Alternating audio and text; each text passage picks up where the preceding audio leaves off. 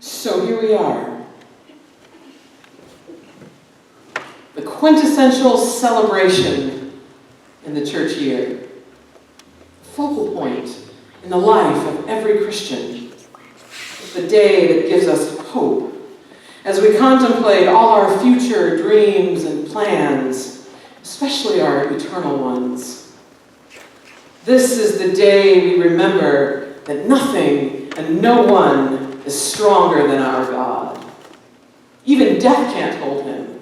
Even the grave can't contain him. In a world where nearly everyone is vying for some sort of power, Easter reminds us that God has all the power.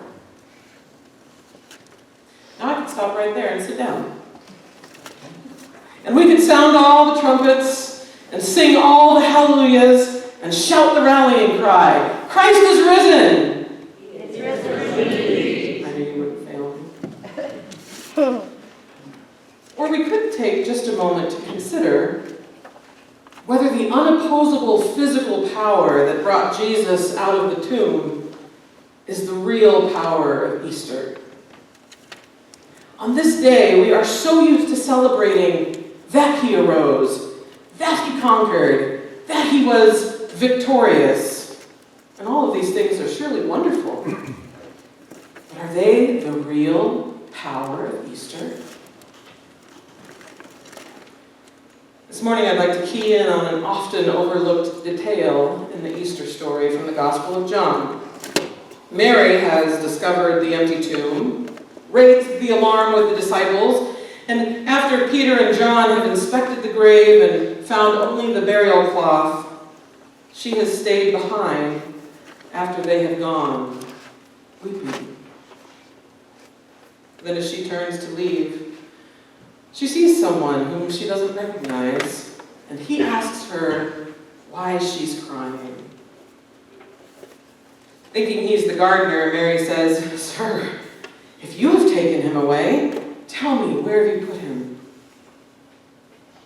And then Jesus says her name as I'm sure only he could say it, Mary. Overwhelmed and bewildered and in disbelief, she must have thrown her arms around him, wondering how this could be true. And then Jesus said something very interesting. Don't cling to me, for I haven't yet ascended to the Father. But go find my followers and tell them, I am ascending to my Father and your Father, to my God and your God. Don't cling to me, Mary. I've got somewhere to be just now. Tell the disciples, I'm headed up to the Father. I'll be back. And he was back, wasn't he? Later that evening, Jesus appeared to the disciples, and they saw him just as Mary had. But what happened in those intervening hours?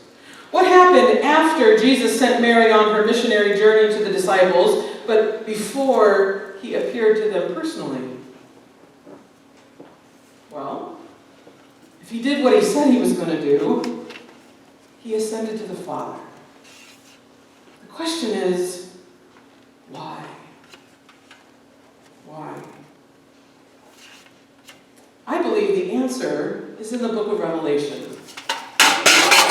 Now, I have to tell you that I have been involved in an intense study of Revelation for the last 3 months with a Bible discussion group that I'm one of the leaders for. And to be prepared to lead a discussion on any part of the book of Revelation is no small feat. So before beginning the year, I decided to print out the entire text from Revelation without chapter or verse designations, because that's how it was originally written and read. And I pasted it onto a single whiteboard.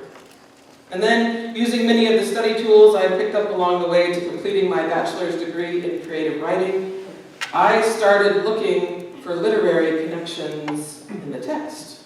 Numbers that repeat, imagery that connects, symbols that line up. I brought the board with me to show you today.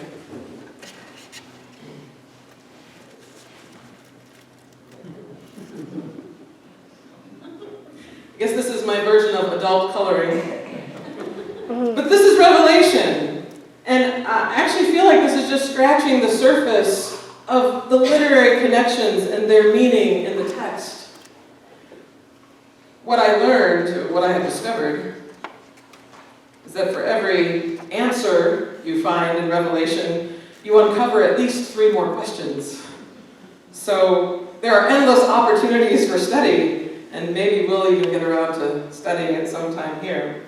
But right in the middle of the book, chapter 12, the curtain is pulled back on a little drama that's been playing out right under our noses. In fact, Revelation chapter 12, verses 1 to 6, condenses roughly 4,000 years of human history into 6 verses. Let's see if we can get the picture of the vision John saw there. Then a great and mysterious sight appeared in the sky. There was a woman whose dress was the sun, and who had the moon under her feet, and a crown of 12 stars on her head.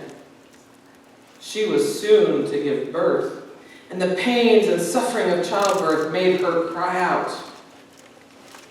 Another mysterious sight appeared in the sky. There was a huge red dragon, with 7 heads and 10 horns and a crown on each of his heads.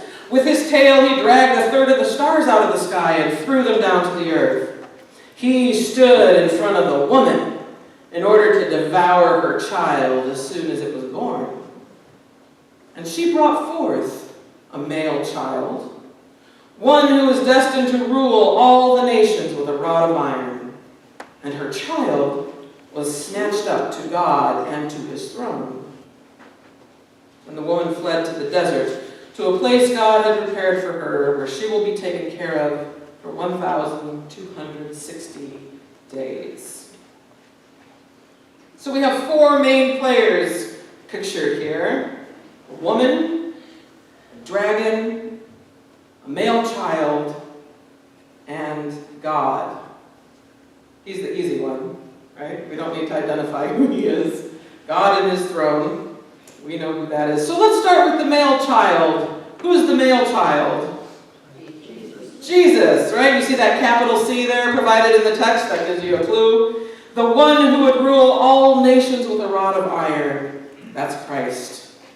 Now, how about the woman who gave birth to Christ?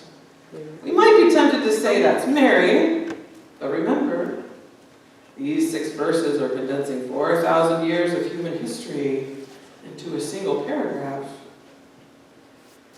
So the image here is that Christ came out of what nation? Israel. The nation of Israel, or God's people. The fact that the woman is clothed with the sun and the moon and the 12 stars is a direct reference to the nation of Israel out of a dream Joseph had in Genesis chapter 37. So, we've got God, we have Christ, his son, and we have God's people, or the nation of Israel at that time, which birthed the Savior. So who in the world is this dragon? It says his tail swept stars out of the sky, and that there he was, standing right there in front of the woman, just waiting to eat up this child the moment he was born.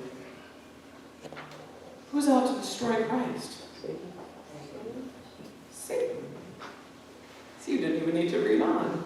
But in case there's any question about that, all you have to do is read on. Then war broke out in heaven. Michael, the archangel, and his angels fought against that dragon, who fought back with his angels. Those are the stars, by the way, that his tail swept out of the sky. His angels. But the dragon was defeated, and there was no longer a place found for them in heaven. So the great dragon was cast out. That ancient serpent, also known as the devil and Satan, the deceiver of the whole world. He was thrown down to the earth, and all his angels with him. So there's no question as to who this dragon is. John takes great pains to identify him. He's the devil, Satan, the deceiver of the whole world. And just in case we thought the serpent way back there at the tree of the knowledge of good and evil that we talked about last week, just in case we thought that serpent was some random creature, John says, oh no. This guy is also known as that ancient serpent. The enemy at the fig tree was Satan, the deceiver of the whole world. But the good news is, there was a war in heaven. And who won the war? God. Who won? God. God did. This great dragon was defeated, cast out, thrown down, and now the pertinent question, when did this happen? Look at verse 5 again. And she, the woman, brought forth a male child, one who is destined to rule all the nations with a rod of iron, and her child was snatched up to God and to his throne.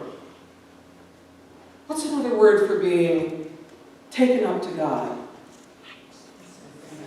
Ascension.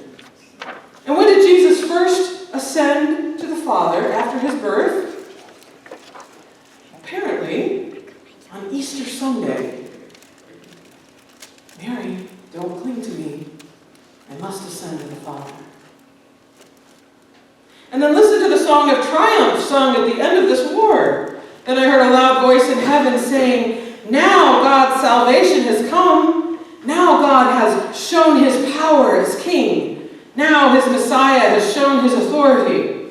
For the accuser of our brethren has been thrown down from this place, where he stood before our God, accusing them day and night. They won the victory over him by, what's that? The blood of the Lamb. And by the truth which was proclaimed. Don't miss the significance of this song. The angels and heavenly beings are praising God, celebrating the crushing defeat of Satan and the end of this war. In verse 10, they exclaim that God has shown his power as king. And what is that power? Where's the mention of the resurrection? It's nowhere. What accomplished the victory? The blood of the Lamb and the truth.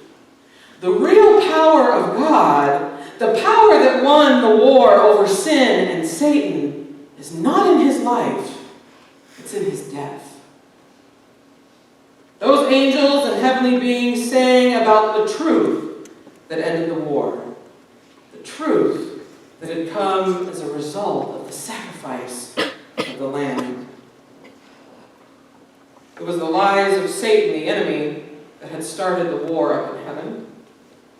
And that same enemy then brought those same lies to Adam and Eve in the Garden of Eden. And the war spread to this planet. And the conflict was raging right up to the moment Jesus died. For that's when Paul says, God brought peace, both to earth and to heaven. And he brought peace, he ended the war, by revealing the truth that repudiated all of Satan's lies. And this truth, the most crucial evidence, was revealed not in his life, but in his death. In fact, all throughout the book of Revelation, as Jesus is praised and exalted in the heavenly courts, they don't mention his resurrection, not once. They sing and speak and shout about his death. Worthy is the Lamb who was slain, for you were slaughtered. Your blood has ransomed all people, and so on and so forth. Their celebrations center around the fact that Jesus went into the tomb, not that he came out of it. And why is that so important for us to consider? Because unless you are extremely intentional about attending meaningful Holy Week services, it is very easy to go from the celebration of Palm Sunday to the celebration of Easter the next week and miss the whole point. If you don't go to the cross and ask the important questions, why did Jesus have to die? How did he die? How was God the Father involved? How was Satan and sin involved? If you don't ask those questions, then you have missed the most crucial evidence in the history of the world. The very truth that won the war in heaven. Easter did not accomplish the destruction of death with life. It simply revealed that life has always been stronger than death. There wasn't some magic in the air on that Sunday morning that brought about the resurrection of Jesus. Jesus came out of the grave because love never dies. Song of Solomon, chapter 8, verse 6. Set me as a seal upon your heart, as a seal upon your arm, for love is strong as death. Intimate passion is fierce as the grave. Its flashes are flashes of fire, the very flame of God. This is the dance. The wondrous dance of love that God has called us into, not only on this Easter Sunday, but for the rest of our life, which will stretch out into eternity and never end. The dance never ends, because the dance is God's goodness, and that never ends. So if we're in the mood for celebrating today, may I suggest that instead of celebrating that he arose, that he conquered, that he was victorious, we join all of heaven in celebrating that he died, that he submitted, that he was sacrificed.